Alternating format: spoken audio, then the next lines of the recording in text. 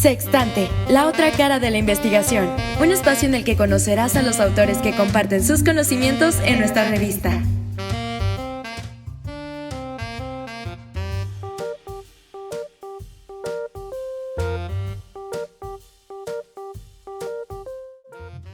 Yo me llamo Mario Pansera y en este momento soy investigador de la Universidad de Vigo, en España, y también investigador vinculado en la Universidad Autónoma de Barcelona.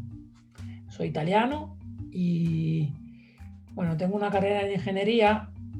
Sin embargo, desde 2010, después de haber hecho un máster en economía de la innovación y un doctorado en management en la Universidad de Exeter, Reino Unido, me ocupo de teoría de la innovación, de política de ciencia y tecnología, innovación, y también de economía circular, todo lo que tiene que ver con la innovación para digamos, la sostenibilidad.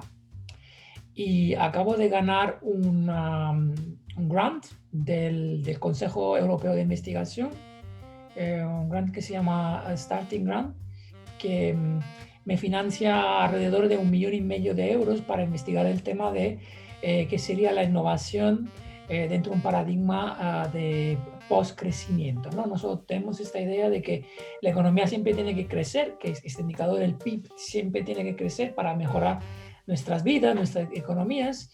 Yo y otras cuantos investigadores pensamos que no, que es un indicador bastante como equivocado y que no mide el bienestar de las personas, sino que mide, digamos, el crecimiento material, que no siempre, no necesariamente se transforma en bienestar de las personas.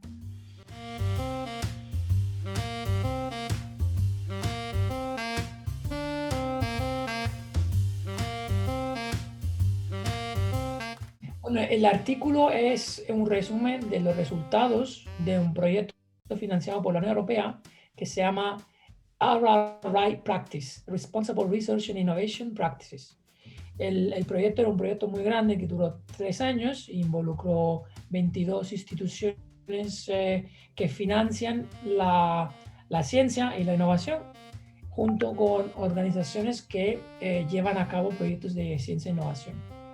La idea era de ver cómo estas instituciones desarrollan prácticas de lo que se llama innovación responsable. Innovación responsable quiere decir cómo nosotros gobernamos la ciencia y el desarrollo de nuevas tecnologías para minimizar los daños y los efectos negativos que estas tecnologías pueden causar a las personas, a los animales o al medio ambiente, en general en las comunidades humanas. Porque lo que se ha visto en la historia de la evolución de la tecnología, que cuando nosotros desarrollamos una nueva técnica, una nueva tecnología para resolver un problema, en muchísimos casos también generamos más problemas. Entonces, cada vez que desarrollamos una nueva innovación para resolver un problema, se generan nuevos problemas. El caso, digamos, emblemático, un caso muy significativo, es el desarrollo de la energía nuclear, ¿no? Que ha sido desarrollado a partir de la Segunda Guerra Mundial para resolver el problema de la generación de energías, ¿no? De energía eléctrica.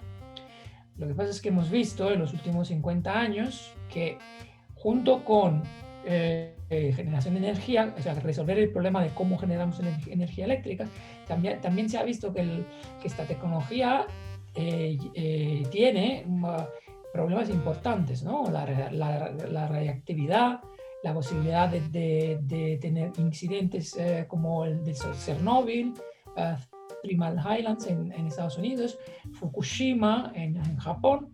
O sea que cada desarrollo tecnológico viene junto con amenazas, riesgos. La idea de la innovación responsable es de cómo abordamos, o sea, cómo minimizamos estos riesgos, no cuando los desastres ya han ocurrido. Eso se puede hacer, esto se sigue normalmente lo que se hace, ¿no? Cuando pasa algo, el legislador, el Estado, saca nuevas leyes para, digamos, prever que en el futuro puedan ocurrir esos desastres. Sin embargo, el marco de la innovación responsable intenta, digamos, predecir implementar medidas para que esos desastres no ocurran, ¿no? Antes. Entonces el proyecto, el paper, el artículo, nace a raíz de publicitar lo que son los resultados de este proyecto de 3 años. Lo que hemos hecho es analizar cuáles son los elementos estructurales que impiden el desarrollo de políticas de innovación de ciencia y tecnologías que sean responsables, ¿no? Entonces, ¿cómo se podrían llevar a cabo proyectos de innovación basados en la ciencia, el descubrimiento de nuevos productos, de nuevas tecnologías, que también vengan a que sean acompañados de procesos digamos, de búsqueda de los potenciales riesgos e impactos negativos futuros? Porque normalmente lo que siempre se hace cuando se financia un proyecto de innovación es buscar el impacto. Se le pide a los investigadores cuál será el impacto económico y social de la tecnología. Vamos a sacar una nueva vacuna y vamos a salvar vidas. Vamos a sacar un nuevo coche y vamos a ahorrar gasolina. Vale. Entonces, siempre se pide a los investigadores que reflexionen sobre los impactos positivos. Poquísimas veces, o yo diría casi nunca, se pide a los investigadores que se reflexionen sobre los impactos negativos. ¿Cuáles son las cosas malas que pueden ocurrir, por ejemplo, si vamos a utilizar coches sin conductores, por ejemplo, ¿no? No se investiga mucho los aspectos negativos. Entonces, el paper, digamos, es un poco, el artículo es un resumen de nuestro trabajo de investigación durante estos 3 años.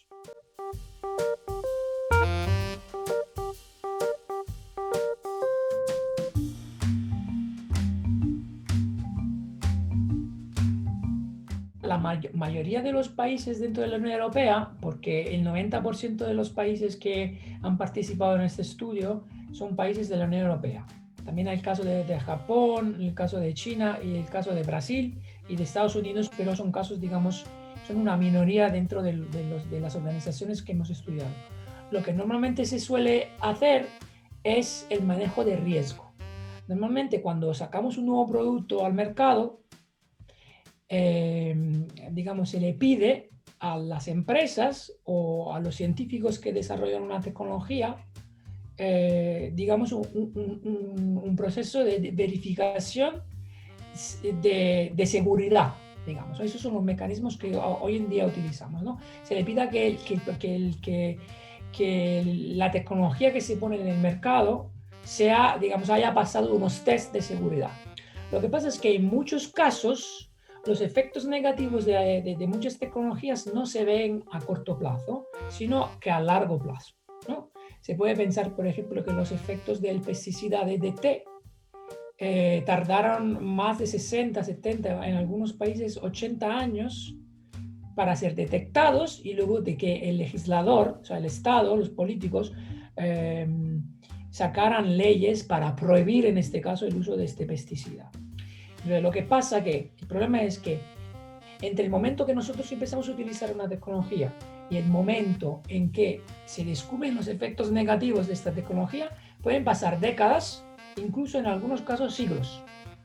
Entonces, para obviar este problema, que es la forma de manejar el riesgo que tenemos hoy en día, nosotros hemos propuesto una visión basada en estas 4 dimensiones.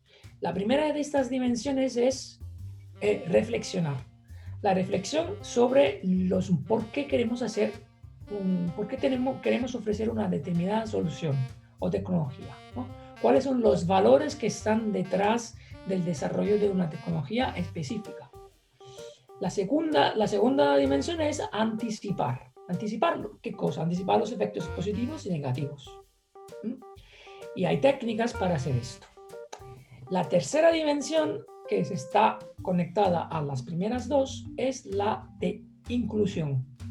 Normalmente cuando nosotros hacemos una evaluación de una tecnología, las personas que hacen este tipo de evaluación son expertos, son ingenieros, son científicos que tienen un conocimiento experto sobre la disciplina de la tecnología o del proyecto científico. Entonces, para evaluar un proyecto de una planta nuclear, se llama ingenieros nucleares, físicos, gente del campo. Nosotros lo que decimos es que esto no es suficiente. hay que involucrar todos los sectores que pueden sufrir el impacto positivo o negativo de la implementación de una tecnología. Por ejemplo, si yo voy a implantar una represa, un dique para generar energía eléctrica en Amazonas o en México, sería buena idea no solamente involucrar a los políticos y los ingenieros, sino también las comunidades locales que viven ahí, que se podrían ver afectadas, por ejemplo, por el desplazamiento, por el hecho de que los peces ya no pueden cruzar el río, pues no pueden subir, no pueden moverse libremente. Las comunidades indígenas, por ejemplo. A todas las formas de conocimientos que no son expertos, pero que representan o sea, son representados por grupos sociales que se pueden ver afectadas por un proyecto de tecnología. Esto es la inclusión. Y la cuarta dimensión tiene que ver con lo que llamamos responder, ¿no? Una vez que hayamos hecho esos 3 ejercicios de reflexionar por qué queremos un dique, por ejemplo, ¿no? En el caso de una presa eléctrica. Intentamos hacer un ejemplo más práctico para que la gente entienda. Si queremos, por ejemplo, implementar este marco teórico basado en estas 4 dimensiones, en el caso de una construcción de un dique, ¿no? En el caso de México, por ejemplo, podríamos, antes de todo, involucrar todas las comunidades locales, toda la gente que vive ahí. Segundo, reflexionar sobre por qué queremos hacer. Normalmente esos megaproyectos sirven no mucho para resolver problemas locales o para abastecer de electricidad las comunidades locales, sino que responden a necesidades, a demandas de grandes ciudades o de empresas. O sea, que los intereses que están dentro ahí son intereses muy grandes. Entonces, hay que abrir el debate para ver quién gana y quién pierde a través de estos proyectos, ¿no? Y entonces sería anticipar, sería incluir distintas formas hemos dicho incluir, reflexionar y luego anticipar. Una vez que hemos incluido distintas fuentes de conocimiento, imagínate una reunión, ¿no? O un grupo de personas donde no solamente hay políticos expertos, sino que también hay representantes de comunidades indígenas, representantes de grupos ambientalistas, de activistas, gente de la sociedad civil. Una vez que hayamos formado este comité para decidir cómo llevar a cabo el proyecto, ¿no? También anticipar las cosas negativas que puedan pasar, ¿no? Porque en estos proyectos se tiende a enfatizar los aspectos positivos del desarrollo tecnológico y no los aspectos negativos. Por ejemplo, ¿qué pasa si, por ejemplo, el ecosistema del río se ve afectado y la gente que vive de la pesca, por ejemplo, qué pasa con la gente que vive de la pesca? ¿No? ¿Qué pasa con la destrucción del medio ambiente? O sea, todas las cosas negativas que puedan pasar. Una vez que tengamos este proceso de anticipación, inclusión y reflexión, con toda esta información rica, una información muy rica que viene de distintas fuentes, ¿qué vamos a hacer? ¿Seguimos con el proyecto? Abortamos y cancelamos completamente el proyecto? ¿O decidimos cambiar la manera de implementar el proyecto? Entonces, la idea fundamental detrás de la innovación responsable, la idea de ciencia e innovación responsable es democratizar, no sé si en castellano es correcto, democratizar el proceso de ciencia y innovación.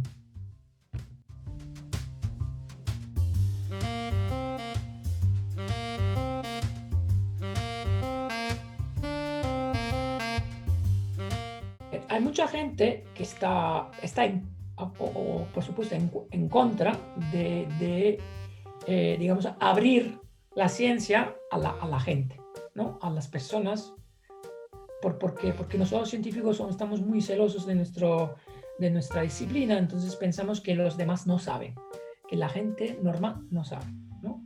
Y una de las críticas que se mueve al marco teórico de la innovación responsable es de que si implementamos todos esos mecanismos, el resultado es un desarrollo más lento. O sea, se va a ralentizar el desarrollo de la ciencia y de la tecnología. Sin embargo, Y también esto está relacionado con el tema del consumismo, ¿no? El consumismo tiene como, la idea del consumismo es que nosotros, cuanto más, o sea, cuanto más bienes materiales consumimos, mejor, ¿no? Es que el ser humano tiene un deseo infinito de bienes materiales.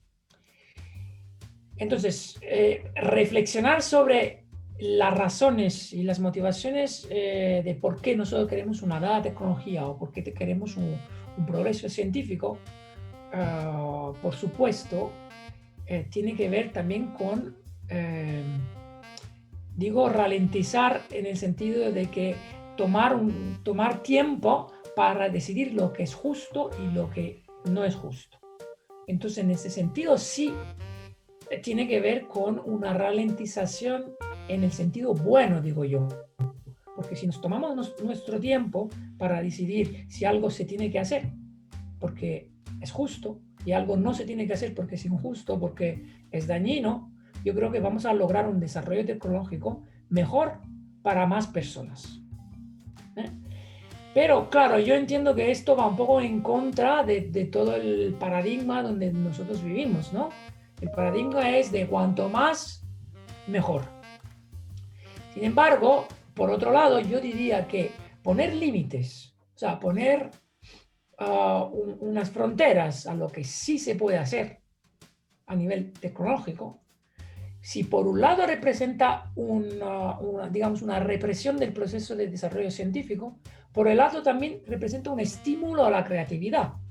Pues imagínate que si nosotros decidimos que ya no tenemos que trabajar con la energía nuclear porque eso es dañina, no podemos controlar los efectos a largo plazo. Esto nos cierra una puerta, pero también nos abre la puerta para que nosotros podamos desarrollar energías renovables, por ejemplo. O sea que si por un lado parar y reflexionar quiere decir desacelerar el progreso tecnológico, por el otro lado permite abrir otros caminos que a lo mejor son más sostenibles, más compatibles con las personas, más compatibles con el medio ambiente. En ese sentido, o sea, yo lo veo como una cosa positiva. Para mí los límites, poner límites y barreras al desarrollo tecnológico no es algo negativo. Es algo que abre más puertas de las que cierra.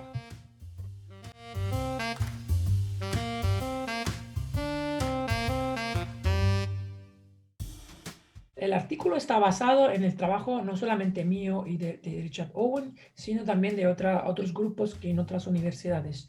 Lo que hicimos nosotros es hacer un poco un resumen basado en los trabajos de investigaciones de cada uno de estos grupos. Entonces, cada uno de estos grupos ha investigado cómo estas ideas se han implementado dentro de sus centros de investigación. Entonces, hay gente en Italia, hay gente en Inglaterra, hay gente en Alemania, hay gente en Holanda. En cada uno de estos grupos ha entrevistado científicos, ha entrevistado políticos y personas que están, digamos, a cargo de decidir qué proyectos de investigación financiar y cuáles no. ¿Vale? Entonces, a nivel de metodología, lo que hemos hecho, por ejemplo, yo y Richard hemos trabajado sobre todo en el caso inglés, donde hemos trabajado con dos actores fundamentales. Uno, el EPSRC, el Consejo Nacional Inglés para Investigación en Ciencia e Ingeniería, y hemos entrevistado alrededor de 50 personas, entre científicos y personas que, digamos, trabajan dentro de este organismo, que son personas que trabajan con los científicos pero no son científicos. Son un poco la interfaz que está entre la política y las instituciones científicas. Y la otra institución que hemos estudiado es el Centro de Biología Sintética de la Universidad de Bristol, donde hay muchos investigadores que trabajan temas de biología, de genética y temas parecidos. Y lo que hemos descubierto, uno de los, digamos, resultados más importantes que hemos descubierto es que esas instituciones ya están como enmarcadas en unas condiciones estructurales que en muchos casos impiden el desarrollo de prácticas de ciencia e innovación responsables. Te hago algunos ejemplos. En Inglaterra, el gobierno actual que es un gobierno digamos, un gobierno liberal de derechas, conservador, ha desarrollado una estrategia a largo plazo para la industria y la ciencia inglesa basada en reducir cuanto más posible el tiempo entre la ciencia básica y el desarrollo de tecnología listas para el mercado. Entonces va en dirección opuesta a lo que decimos nosotros. Ellos quieren sacar rápidamente productos para vender en el mercado, con esta idea de crecimiento económico. ¿Vale? Esa es una barrera, porque el Estado, digamos, el entorno político es hostil al desarrollo de prácticas de reflexión, de anticipación, de inclusión. Sin embargo, esta institución, el Consejo Nacional Inglés, sí tiene en marcha un programa de implementación de estas 4 dimensiones. Entonces, un programa bastante limitado en el tiempo, en el alcance, pero sí tiene, digamos, este programa en marcha para evaluar proyectos siguiendo estas 4 dimensiones, ¿no?, de innovación responsable. Otro elemento estructural que puede ser una barrera es el tema de que a nosotros investigadores no se le evalúa positivamente si participamos en proyectos de innovación responsable. Nosotros nos evalúan en base a las publicaciones que tenemos. Si yo, por ejemplo, quiero involucrar dentro de un proyecto científico personas de mi entorno, de mi comunidad, ¿no?, lo que se llama public engagement, o sea, involucrar las comunidades y las personas fuera del mundo científico para que ellos puedan entender lo que hacemos nosotros los científicos y puedan participar. Pueden decir, oye, a mí me gustaría hacer esto, ¿es posible? O, digamos, que para que la gente se involucre en la definición de las agendas científicas, todo este trabajo sería aparte de mi carrera científica. No se me evalúa. Entonces entiendes bien que si nosotros tenemos que publicar, dar clase, sacar grants, ya esto sería un trabajo más. Entonces los investigadores son, digamos, es muy difícil encontrar personas que quieren invertir tiempo en hacer estas cosas. Esas son algunas de las barreras que hablamos en el paper. Por supuesto, invito a todo el mundo a leer el paper, que además es en castellano. Así que...